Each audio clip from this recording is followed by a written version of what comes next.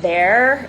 This is another Instagram Live with um, Not Your Mother's Menopause, and we are so excited to bring to you our special guest tonight, where we are going to talk about um,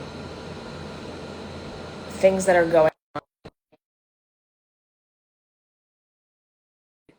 life cycle of women. If you just give me 2 seconds, I will invite my guests on with me. We have Stacy Toriello, and we're just waiting for Dr. Prather to who she is. She did it. Hi, Dr. Prather. We are here Yay! with Dr. Heidi Prather of the Hospital for Special Surgery. We're so excited to be here live on Instagram tonight with you, and so thrilled that you're joining us tonight. For those of you who are watching and who know a little bit about Not Your Mother's Menopause, Dr. Prather was one of our guests, one of our panelists and participants at our first event this past January, where she participated in a panel on all things lifestyle and nutrition and fitness and weight loss and bone health and all the things that we all have comments and questions about, and lots of questions. I know that we all have lots of questions about it, and we were like so excited to be able to sort of dive in a little deeper, because I know that we all walked away from our conversation in January thinking like we need to know more about what is going on and what you are doing. So before we get started, I actually just going to share a little bit about you. Your bio is unbelievably impressive, and I I'm have just old. It's okay. It's it's old, so I mean there's more. I'm old. I'm old. That's why it's long. But You've done a lot, but I'm just going to just summarize some of it where, so that everybody knows exactly who you are and what your credentials are and all the amazing things, or some of the amazing things that you've done for women's health. So Dr. Heidi Prather is an attending physician and professor of physical medicine and rehabilitation at Hospital for Special Surgery, Weill Cornell Medicine. She also holds the title of the Simonson, excuse me if I've said that incorrectly, Family Foundation Scholar. She is the founder and medical director of the HSS Lifestyle Medicine Program, and this is what we're, I think, really interested in diving into here tonight, a standardized interprofessional program designed to help people with musculoskeletal pain improve whole person health, reduce pain, and enhance function through behavior change. We're going to put your website and all of your information up so that people can read all the rest of the amazing things that you've done. But one of the things too that I think we should mention is that you were the first female president of both the Physiatric Association of Spine, Sports, and Occupational Rehabilitation and the North American Spine Society. So we are here obviously to talk a lot about what happens over a woman's life cycle, specifically in the perimenopause and menopause stages. So thank you so much for joining us. sure. And one of my greatest accomplishments is I figured out how to get on Instagram Live. You did a great job. I'm very anxious about getting on Instagram Live. I'm not allowed to have an Instagram account that's professional. So this is a dubbed one Okay. that you have me seeing through. I do have an Instagram account that does not have my personal name on it, but it's so I can find recipes, where to travel, and stalk my children.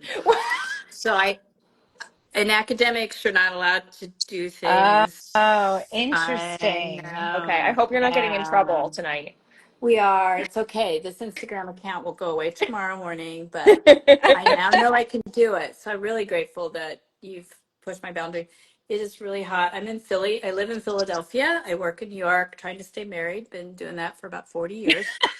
So sorry about the fan if it's distracting, but It's too hot. I'll be sweating and you'll be smelling me through Instagram if I don't do this. So I Very like hot. to call these fireside chats, but this week the same I can't side. because all of us are really not. I always said, like, do we have to wear professional clothes? Because I feel like I'm in my pajamas, which I am. Yeah, And yeah, but this is yeah. really not a fireside chat after this week of 103-degree weather. Correct. So, Correct. yeah. Correct. So you're meeting me. This is my office. I'm fortunate to live in a very old home in Philadelphia. That was I my love the that. former owner was an artist, so this was her art gallery. That's So fun. That's very cool. as a creative, trying to create a space in medicine that hasn't been there before, it's a wonderful place to sit. It just needs air conditioning. So, Oh my so All right. Well, God. we can't see you sweating from here, you might so smell Okay. me it's just eventually, but yeah. Okay. a dewy glow that Yeah, we all are exactly. chasing. Exactly. Um, Exactly.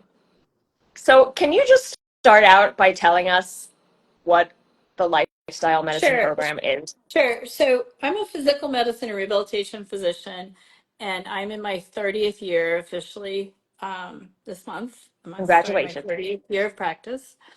And I did a vlogcast where you have the visual and the pod. I did that yesterday.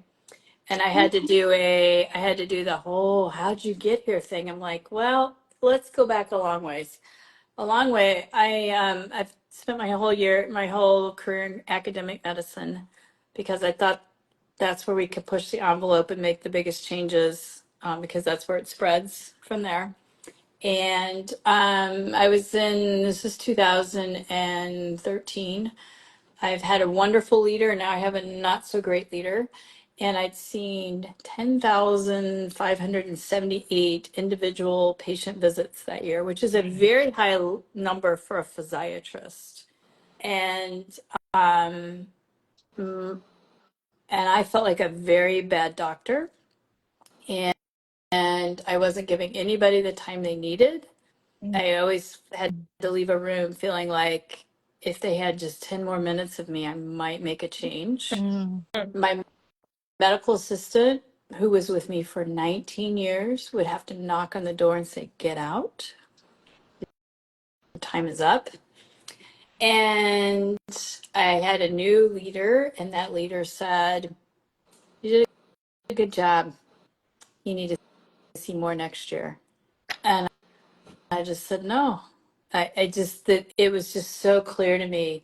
I have to find a way that we deliver healthcare better to, and I was in St. Louis, Missouri. I was at a top 10 medical school. You can figure that out if you Google St. Louis, Missouri. And I was a vice chair of an orthopedic department as a PM&R doctor. Very unusual, only woman. So I'm a very weird thing there. And I was just like, no, this is not good for people. And so I set out and had developed this integrative program, which included nutrition and how do we people help people get healthy, which is unfortunately, you need to know this. This is fact, guys. No incentive to help people get healthy if you're in a big center. And that's because they make their money on how many MRIs they do and procedures they do and drugs they give you and that kind of thing. Unfortunately, that is just the way our healthcare system is. It's no one's fault. Differences might be health safety net programs that need to save money, but otherwise, that's the model. And it's like, I can't take this anymore. I'm in a metropolitan area, but I'm seeing people from 7 different states regularly in a rural community. They didn't have the right education. They didn't have access to care. I got to find a model. And so I started pitching this integrated model. And then I went to the American College of Lifestyle Medicine, which is the overarching center for lifestyle medicine. This is my format to implement this thing I've been pitching. Pitched it for 3 years, got a pilot going, and I'll go ahead and develop. You can look me up. It's really easy to see. Washington University School of Medicine. After 3 years, the CEO said, "Yeah, start a pilot." Did the pilot. Took 2.5 more years. I raised money. We built a building, ready to go. Moved in on Saturday. Monday, the pandemic hit. Oh, Oh. Yeah, went from pilot, which was all in person, to virtual. We don't know what we're doing. It's Zoom. It's yeah. weird, strange, whatever. And I'm married to a very famous radiation oncologist. And we had decided, are we going to spend our last years in academia at a place where we can see things going downward and there's not a way to inspire the world? Or should we go out and try to inspire the world? And that's what we decided to do. So he had already moved, got college kids at home that are marching in whatever riot things that are going on in St. Louis, Missouri. You can figure out what Uh-huh. that was. It's a pandemic. There's no vaccine, and here I am with this lifestyle medicine program. And Crazy. so we got them going. Yeah, so we got them going hybrid, and I was recruited to New York City, and that's why I'm here. And I'm here in New York. I'm currently in Philly, but I go into the city half the month to develop this program. I'm very grateful to HSS. HSS, Hospital for Special Surgery, is a place that's #1 in the world. They want to stay #1. And the CEO again said, I see the value in this because you can help us get people healthier. Their outcomes will be better. I'm like, wow, Somebody finally that's saw that's it. where I need to be, right? It's where people get it. Yeah. And my mission is not only to develop a program, but it's to find a sustainable model so that the access to care increases, because that's such a problem. In the United States, 2/3 of our country is overweight or obese. Two-thirds of our country has diabetes or prediabetes. Mm-hmm. The number of people that have healthcare benefits for a dietitian is under 15%. Mm-hmm. Is that For a dietitian. not? Is that what you said for a dietitian? Yes. Is that not crazy? Do you know what Crazy. the average dietitian this country makes their first year in practice? $18.70 an hour. Mm-hmm. It's like at McDonald's manager level. And we Wow. this is the disparity we have in the cog of what's going on in our healthcare system. So I'm very grateful to HSS. They saw the value of that. So I got to HSS. And so lifestyle medicine, what is it? Lifestyle medicine is a specialty. So I am a physiatrist. I am boarded in sports medicine. I'm boarded in pain. I don't talk about that because that's a whole other issue. But I have pain, sports medicine, and then I'm a diplomat of the American Board of Lifestyle Medicine. And it's a medical specialty. You have to be boarded in something else. It's not a standalone, but there is somebody who's gone on and sought extra information. So go look for these people. You can find it in the American College of Lifestyle Medicine. You might find a primary care that's doing this. Interesting. That would be your euphoria if that person is in your area. Huh. And it's all validated and all evidence based. So I have to say that first. Validated, evidence based. Mm-hmm. The wellness world, as I know you Yep. personally on camera, know can get a little wacky. Yes. Can get a little Yes. wacky. And so you've got to make sure you are getting the right information from the right people who are following the evidence. So I'm really strict on that at HSS, especially because they're, #1 in the world and we need to stay with the evidence. But it's interesting how easily you can get detracted from that. So lifestyle medicine is about six validated pillars of medicine. So nutrition, physical activity, social connections, which meaning do you have a support system around you that supports you in making healthy lifestyles, behavior choices, or support you in your life, that kind of thing. Managing stress, which is really managing our mental health, because there's stress, there's this, there's that, it's a complicated thing. Sleep. Sleep. Sleep. Okay.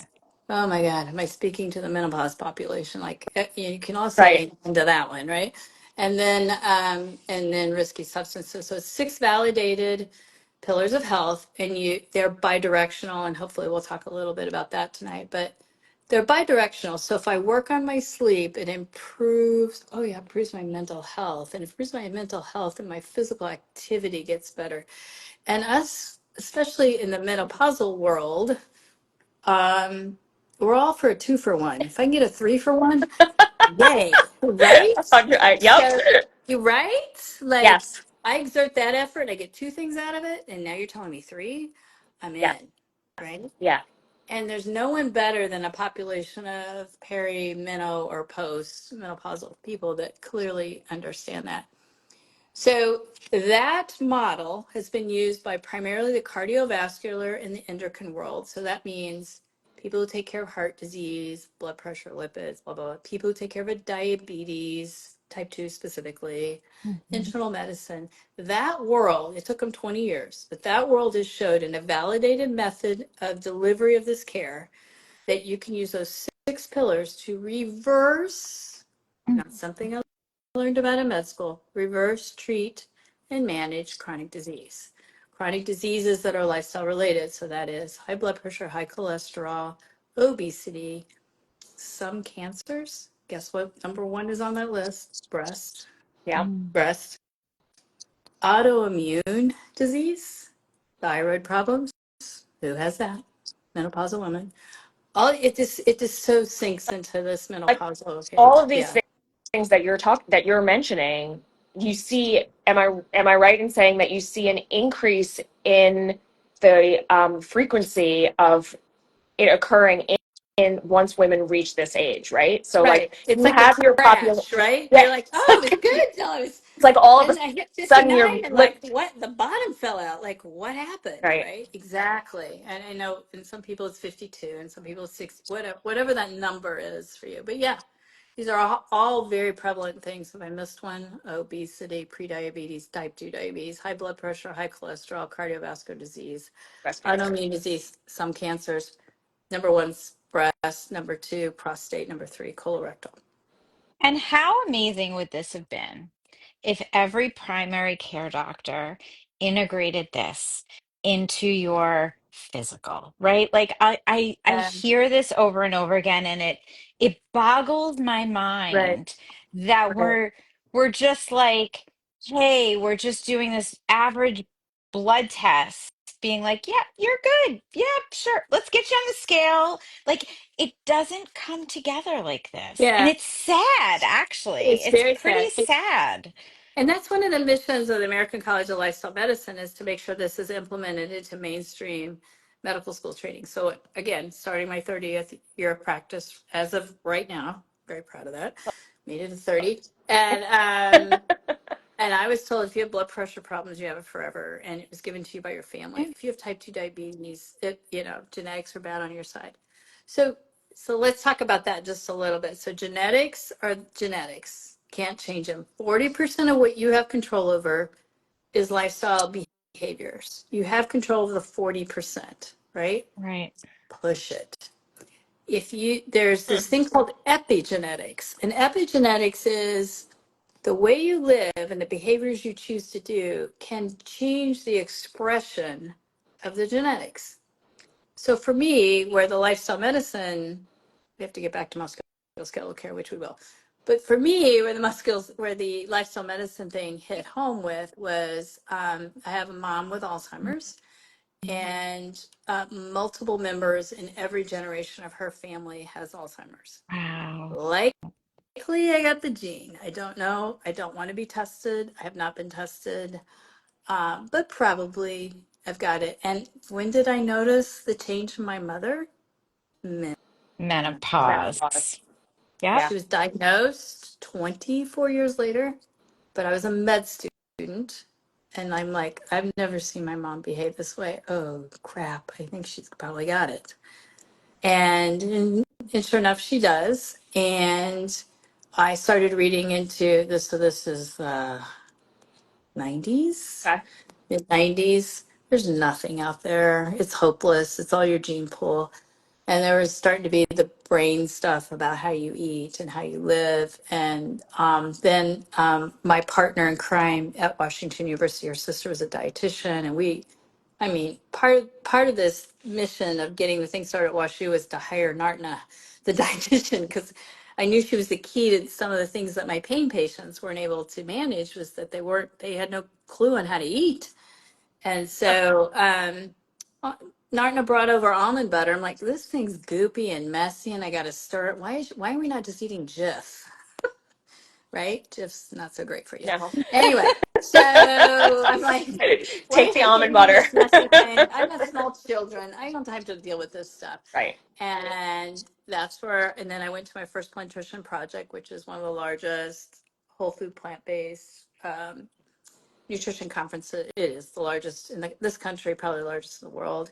And okay, I'm going all in because I saw the science. So I've been whole food plant based for 11 years. I still Wow. have all my namings. I don't see the changes in the way my brain is working like I witnessed my mother as a med student. I'm praying, I'm pushing the epigenetics. So that is, I chose to change and I had a decent lifestyle, but I chose to go all in, and with the hope that I could push the epigenetic part of it, which is not let the gene express itself as well because I've made good choices.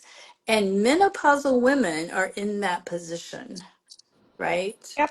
Yep. They're in because it's come home to them at that us. I'll just not Yeah. say them, us at that moment, and that's and that's when behavior change can really take hold.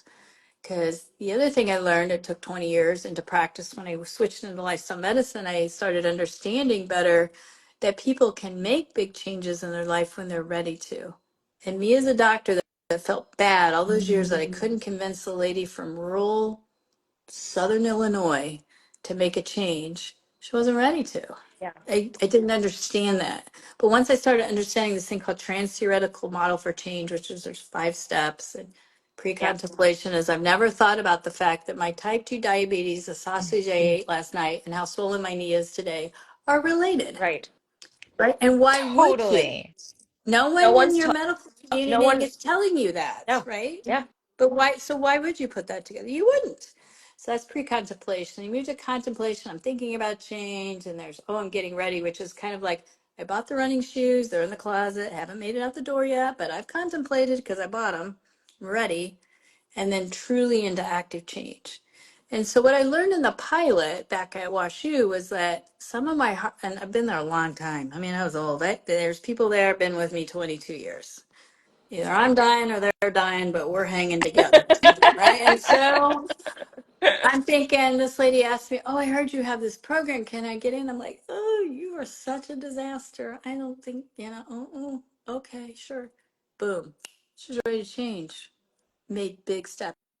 And that person that I kept thinking, if I could just get you access to a dietitian, if I could just, Yeah. okay, I got them access to that. They weren't ready for change. They weren't ready to go.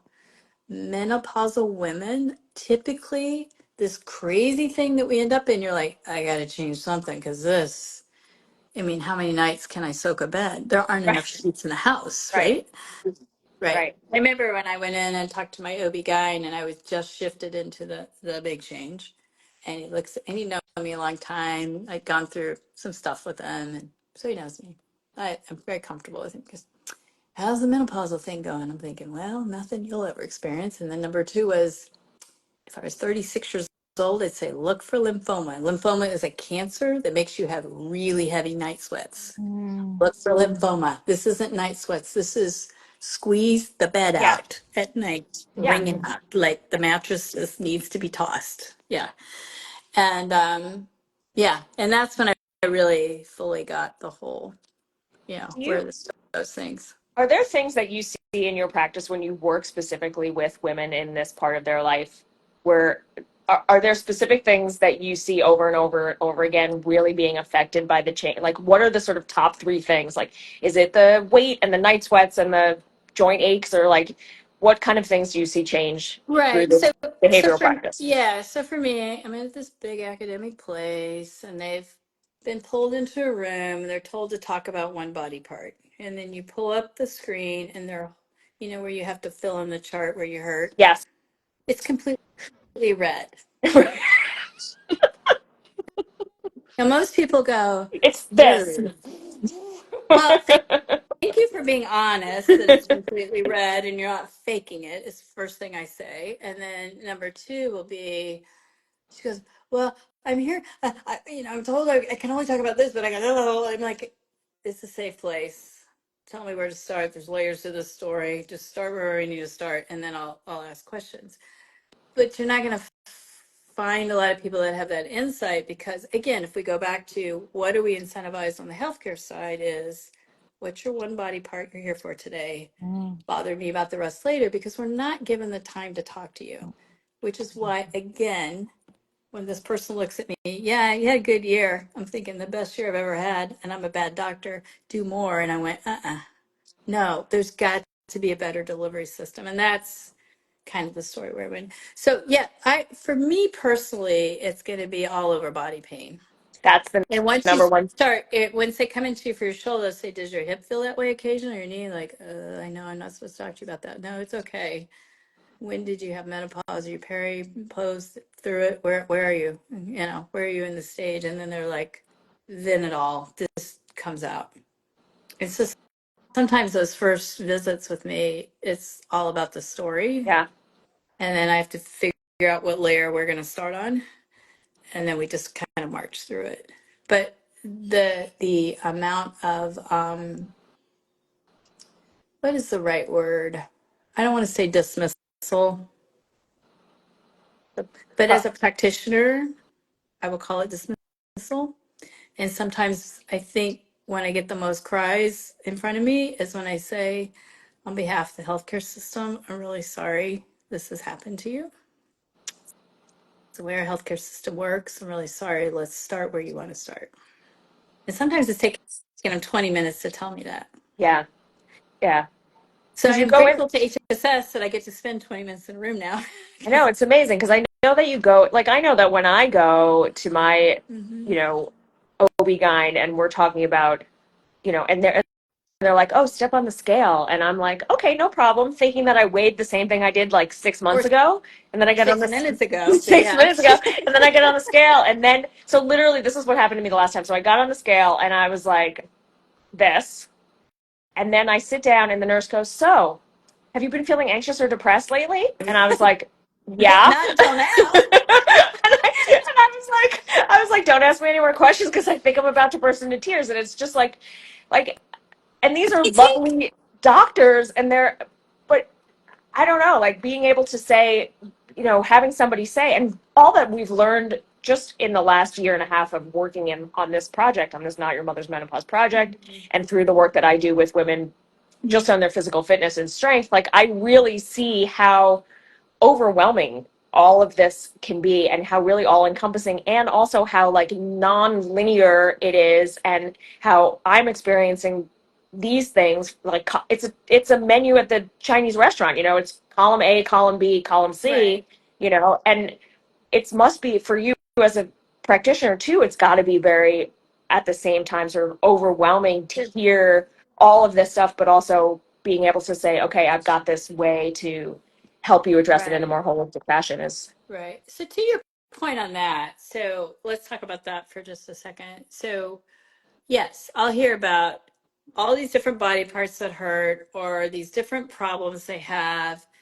And as a non-medical person trying to manage themselves, it's not I always call, I'll say to the end, okay, it's this, and this, and this. I want to talk about how these are all tied together. Mm, Okay. And then when you tie them together, then it's a, this is not whack-a-mole that you have 100 things wrong with you. This is all central in, and so for especially women in menopause to hear the word chronic systemic inflammation. And that's what lifestyle medicine is built around, is chronic systemic inflammation. These 6 pillars that we just talked about are interrelated into reducing systemic inflammation. So if we do all the things we can to reduce systemic inflammation, not only our symptomatology get better, but our metabolic measures get better, right?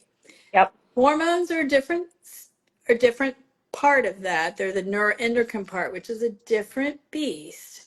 But the thing you can control is the chronic systemic inflammation to a degree, meaning you can work on it. Modifiable is, I shouldn't say control, it's modifiable.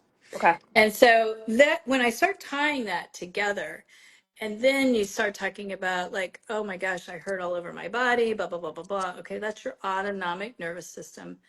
Sometimes that is very controlled by your Mhm. neuroendocrine system, which is the hormonal imbalance, blah, blah, blah, blah. Why do I cry? Why am I hot? Why do I get anxious? And I was never anxious over that before. What is Yeah. going on?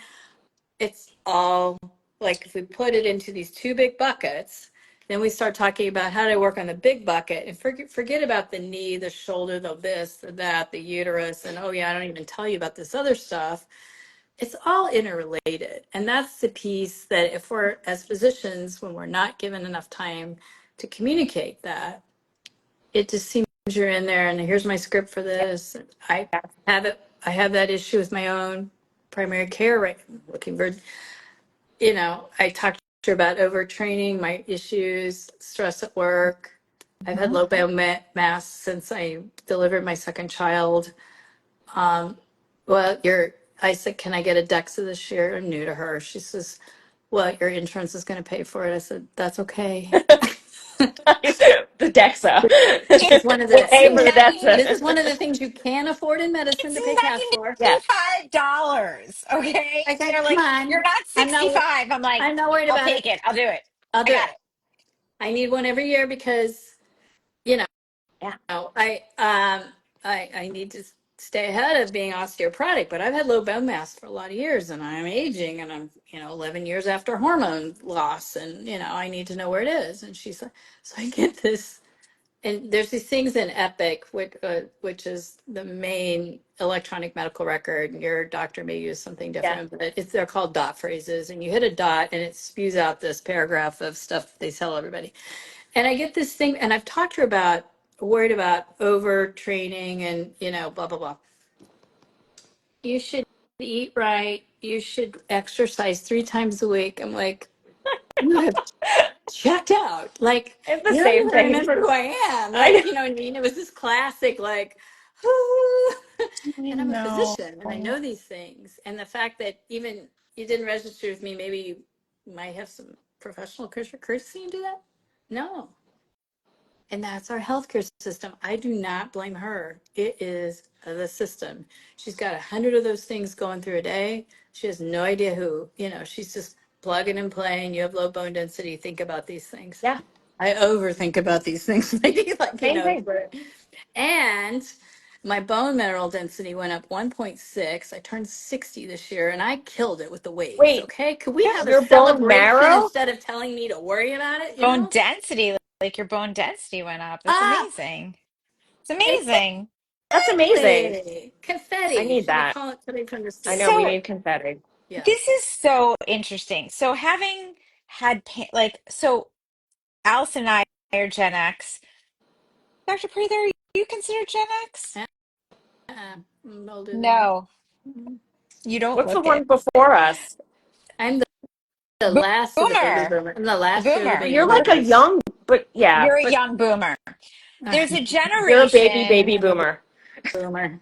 of my Baby. parents' generation, and you've seen them at HSS because they're all getting replacement surgery, right? And I was fascinated by hospital for special surgery because I saw what happens when my parents have three knees that they got done. And when my dad got his knee done, he's a type 2 diabetic. And Dr. Westrich was like, I can't do this unless you're A1. I love Dr. Westrich. I have a love fest with him. He's a Um, wonderful he's guy. he's great. And he's like, you can't do this until your A1C is down. Now, this was a while ago, and my dad worked so hard. And I wish there was a program like this at that time that could, I always begged, I'm like, is there a type 2 diabetes program?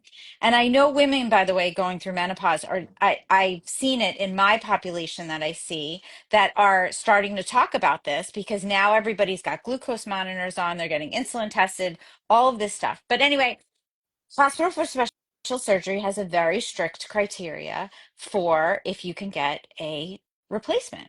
You can't have a high A1C. And I am a physical therapist of 30 years. I've been in hospitals where I've had bilateral knee replacements that their A1C was probably way high. I've seen infection, I mean, the whole thing. Hmm. But it was fascinating to me and I can see even looking on the, I'm literally staring at the website for HSS's lifestyle Hmm. medicine, and it's changed even since we had our conference. Like I see, like you have a whole calendar of stuff going on. I mean, it's amazing that this is something that needs to be the standard of care, right? Like Hmm. my job gets easier as a physical Right. therapist when patients want to do stuff. And Hmm. Allison is my trainer, and I'm I your am patient. pushing, and she's my patient. Yeah, I mean, like, it's just, but we had, like, it's true. So I look at these pillars and they are the pizza pie, right? Like they are the pieces of the pie. Now, can everybody be perfect at every single one? No. And none of anyone that's listening to this, we can't all be. Okay. Like stress management in today's times, I said I want to do a skit that says like yesterday was 101. I'm like, there's not enough HRT that can get me through the news and the weather at one day. Like Mhm. I can't, so we have to pick and choose, right? Like heavyweight Yeah, training. Yes. you know what we Like talk a lot. sleep. Yes. Yeah, a lot what we talk about is what's the best choice in the moment. What's the better Exactly. Yes. choice in the moment? Exactly. And when you make that Exactly. better choice, then you make that better choice, and you make that better choice. And again, so if we talk about so we do one-on-one care in this. So we'll go back to lifestyle medicine. So I've developed this interprofessional team. It's physical therapists, exercise kinesiologists, nutritionist, health coach. We've partnered with an outside company called Nudge to delivers Hmm. mental health care. First time mental health care is rapidly available to patients at HSS. We That's have, amazing. yeah, it is. I'm very proud Amazing. of. I'm very proud of that. Can you tell? Endocrinologist. Who am I missing? And then we do group and individual visits. We are all virtual. We have a hybrid program on Saturdays when I'm in the city. We still have more people on virtually than we do. So like we have a breathing class. I've got 20 people breathing online. It's crazy. Wait, you're Uh, all virtual. So even nutrition, like everything is virtual. So that's amazing. So people don't have to be in the tri-state area. I have 9 state licensures. If you certain services, you'll have to be in that tri-state area, but yeah, you can. But yeah, that's the whole point is getting it to you. And it's really impressive to me after starting a pilot and getting through that phase and making them, raising the money and getting the building built in St. Louis, then pivoting, and then I left and I had to start ground zero all Yeah. over again in New Amazing. York, and it had to be hybrid in the beginning, and it's still hybrid because how are we going to afford anything in New York space wise, and how much people love it? Dave, look, that's I amazing. didn't realize Yeah. So that. yeah. So that and for me as a practitioner, some assumptions I make ring true when I see your environment. Um, some assumptions I make may not ring true when I see your environment, but when I'm in your home, looking at you in your safe space where you're talking to me personally, Yeah. um, it it really helps me as a practitioner make sure I am real, right? And when you're real, Hmm. then the communication level goes up and my happy factor goes up as a practitioner. Again, 30 years in, as you know, 30 years in, you get tired. Yeah, Oh my God, I made an impact, because that's the whole reason I'm here.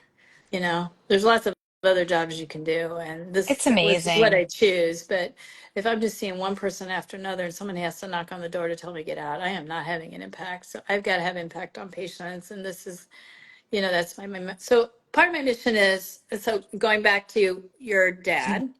So HSS, is number one and would like to stay number one. And again, HSS is grateful. amazing.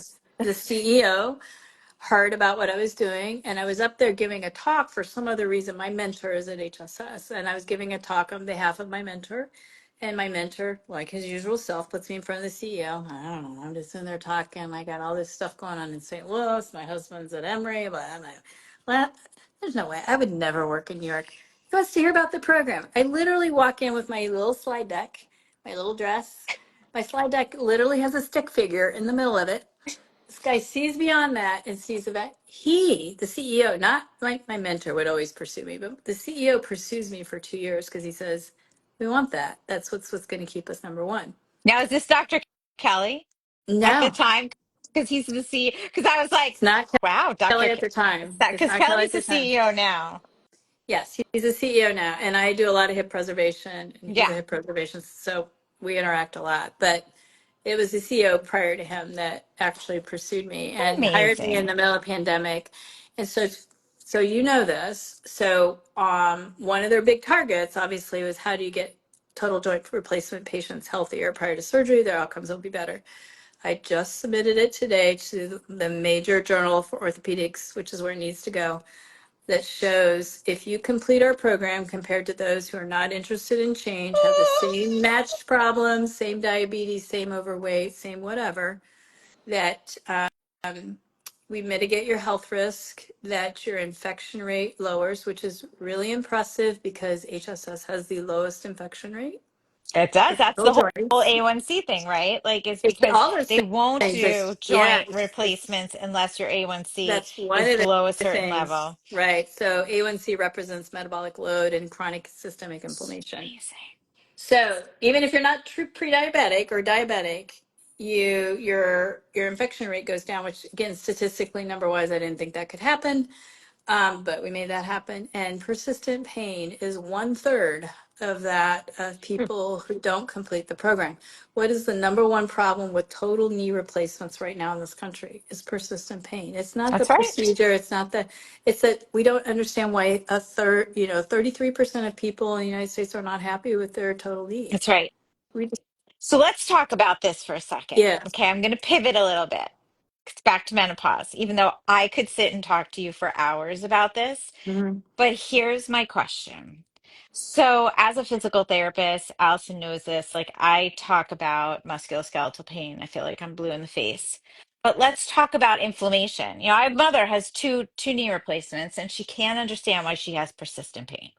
And I told her, Western told you in the right after your surgery, you have to go to the gym every day. You're retired, you have one in your Mhm. facility. Like, you have to, you're not going to do crazy stuff, but you have to go. Number one.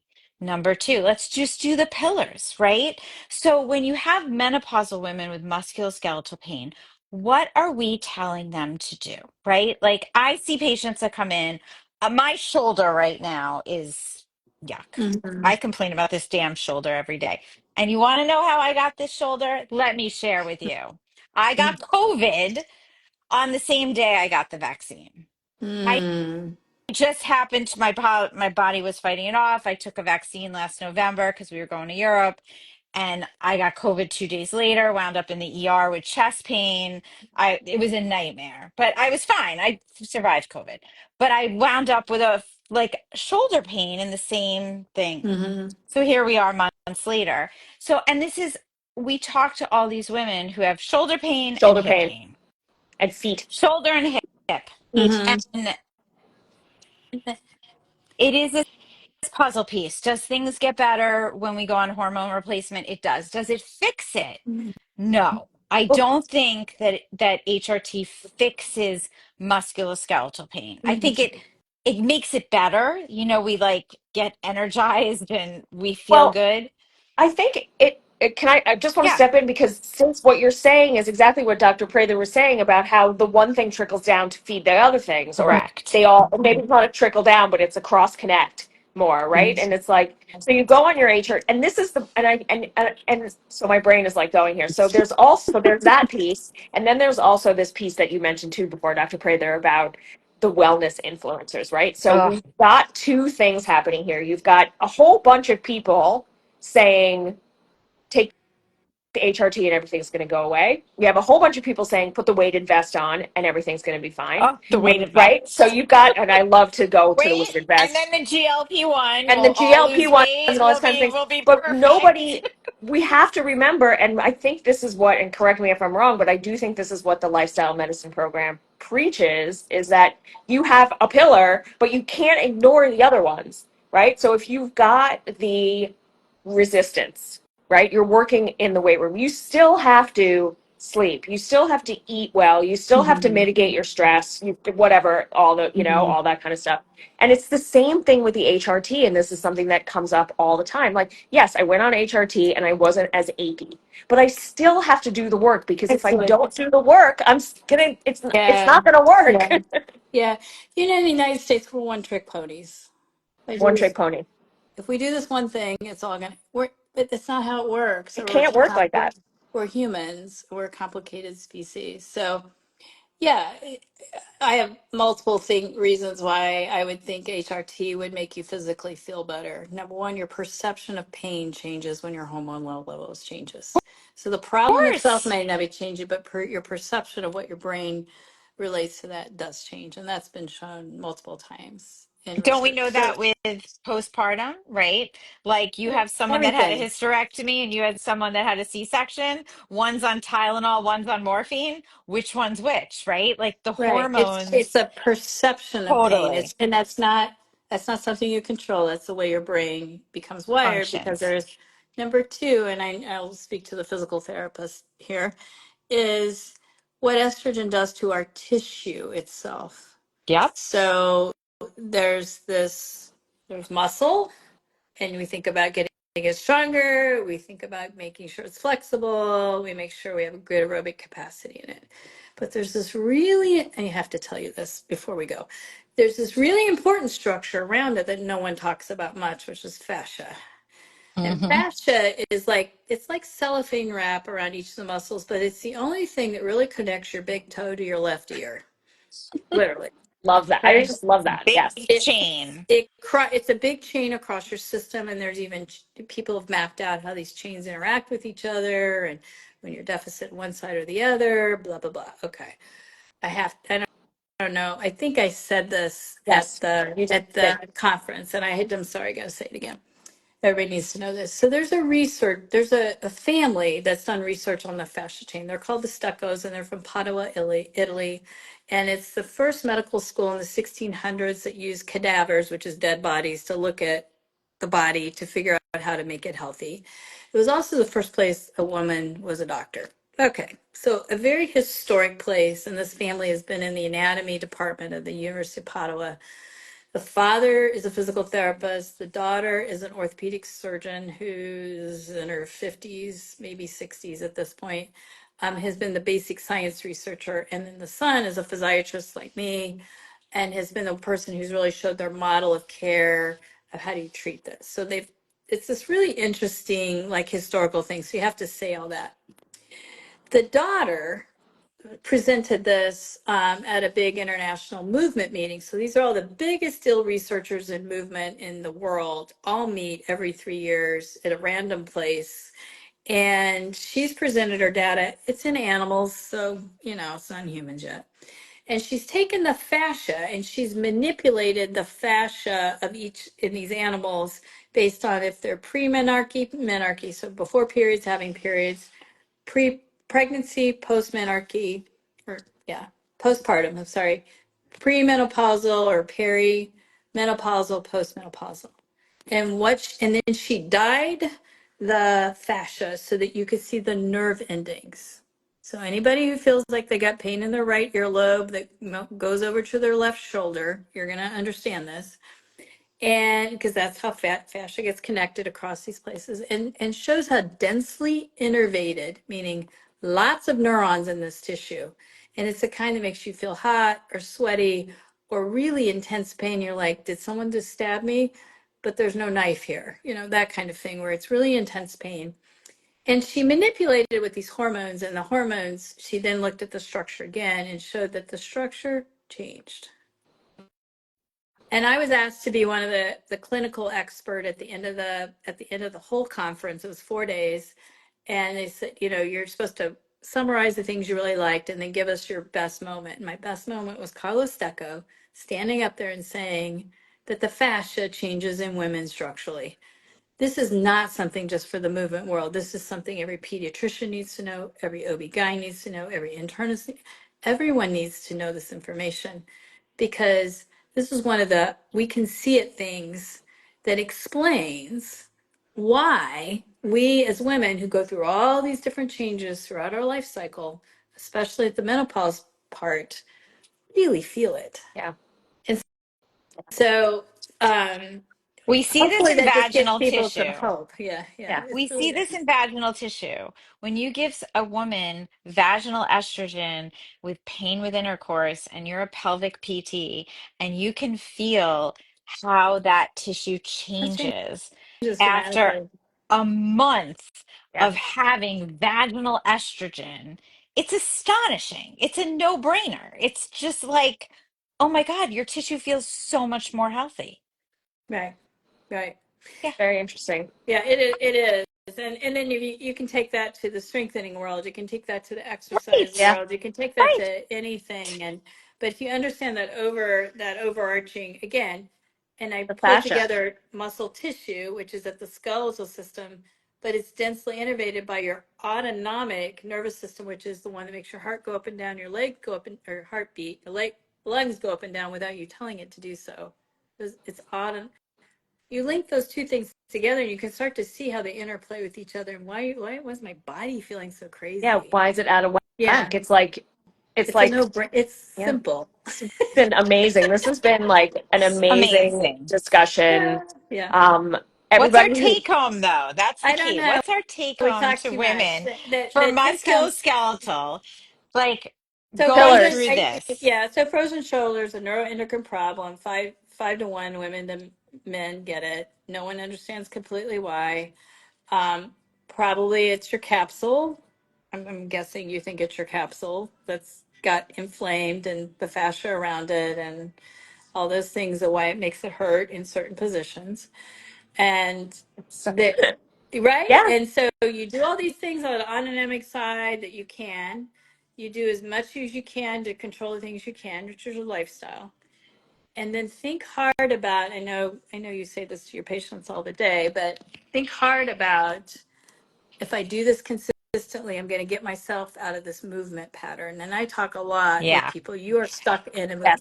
Your diagnosis is a movement problem, and they're like, "Well, where's that on the MRI? It ain't on the MRI." No, it's a Welcome to movement my problem. world. And it's an Right. That's it. inflammatory problem. I do believe too that like, I know we talk about Instagram and people, but Dr. Vonda Wright talks a lot about sugar intake and frozen shoulder and stress management. Like, It's all should I be inflammation. holding my could It's Yeah, all it's all inflammation. inflammation, and that's I believe that. And I think COVID's an inflammatory disease, right? Like it started the inflammatory process. Mhm. So I know, but oh, this Yeah. is what a lot of women think, right? Like they're like, why does my hip, and again, obviously you have to look at it from a whole systems point of view, but I think this lifestyle aspect of it is fascinating because you do have to walk the walk, right? Right. You do have to make your changes that yeah, you can Yeah. to be able to do that. And again, go back to the make the best change in the moment. Yeah, yeah, And you got to make really small changes. We call them SMART goals so that they're sustainable. You can measure yeah, it, you can account for yeah, it. You don't have this audacious goal, I'm going to lose 50 pounds. You have the audacious goal, I'm going to lose 1 pound this week. yeah. That's the right. difference Yeah. between Love them. it. And Doesn't have that's an it. end. There's no end to this. This is not when you call it, I think calling it lifestyle medicine is absolutely the most perfect name. One of the things that I come up with all the time when people start working out with me, and we as a trainer too, we learn about that process of decision making. Like when Yeah. we're being trained to be trainers, we learn about that process. And so the people, a new client will come to me and it's the same situation. They've finally gotten to the point of like, I'm going to call and I'm going to make the appointment and I'm going to have the session. But then that's not the end. There's never an end. The next step is incorporating this into your lifestyle so it becomes a lifestyle. It becomes a non-negotiable Mhm. part of you planning out your week. Yeah. You've And got that's to, the thing is like, it's, people say, oh, I need this schedule. I need this. I need that. No, you need to adopt a way of living. yeah, And when they get into it, they really realize that. I would point you to, if you go, there's this, we have, you can look at it. I think they just posted it on our website. So HSS Lifestyle Medicine Program, if you put in Google, it'll come up. Hmm. But if you also go to HSS, it's called Back in the Game, and it's basically a huge group of testimonials of, I don't know, thousands of patients that have been to HSS. We just got uploaded on there, and you can see two of them. And there's a lady on there who's written about her struggles with osteoarthritis and lupus. She's menopausal. Just it's really wonderful what she says. Like I just do a little here, and I see the quality of my life go up. The example I always give is I had a patient that he was kind of screaming. It was a man. He was kind of screaming at me on the day. I'm losing. I'm eating exactly right, and I'm exercising, and I'm not losing weight. I'm like, okay, good. You got those two pillars going. Look over here at the other four. And bottom line is, he figured out the weeks he didn't lose the weight he was trying to lose were the weeks he wasn't sleeping. Mm. Right. Sleep health is we could do a whole thing on I sleep health, know. like in the future. It's crucial to menopausal Yeah. women. Yes, Crucial. it is. Yeah. It's, I Yeah. know. So it's about leaning into each little piece of each. You don't have to make this huge drastic thing just in one. Just make a little piece in each. And I'm going to attempt to write a paper on that this year, showing the interrelationship of the 6 pillars. And it's not that are people that mitigated their health. Yeah, they lost weight, but they didn't lose 50% of their body weight or even 20% of their body weight, and they were healthier. Right. Well, keep us posted on Not just like, that. Let yeah, us know when you write the paper. yeah, We'll share it with everybody. yeah, yeah, yeah. This has been amazing. Thank you so much for your time and sharing all this with us. The website, if you Google HSS Lifestyle Medicine Program, the page will come up and you can see all about this amazing program that Dr. Prather has started and been working on as her life's work, which is hopefully will be, we should have a part two of this to talk about what's next, because Yeah. I would love to know, like, what in your head, what happens to the lifestyle. Like, anyway, I feel like if I say it, we're just going to So what go happens into is we're building a it. specialty. What happens is we're building a specialty track for menopause, and I've pitched it to. You have to hear this last thing. So here's the last thing. I've pitched it to. This is an orthopedic group. This is Mm-hmm. okay. These are the people who make decisions in their family regarding money, and these are the people who make the medical decisions in their family, and they're not given attention. This will be a success, and it's okay to talk about menopause now. It's okay. Okay, Heidi. So that's the track we're building next. I love that. Well, Yay! we'll definitely be keeping in touch with you Yeah, then. keep in touch with me. All All right. right. Thanks for Thank having me. you. All It right. was so great. Thank You did great on you. the Instagram. I got on. You Yay. got You on. did. All Bye, right. everybody. Thanks. Bye. Thanks, Bye. Dr. Prather. Bye.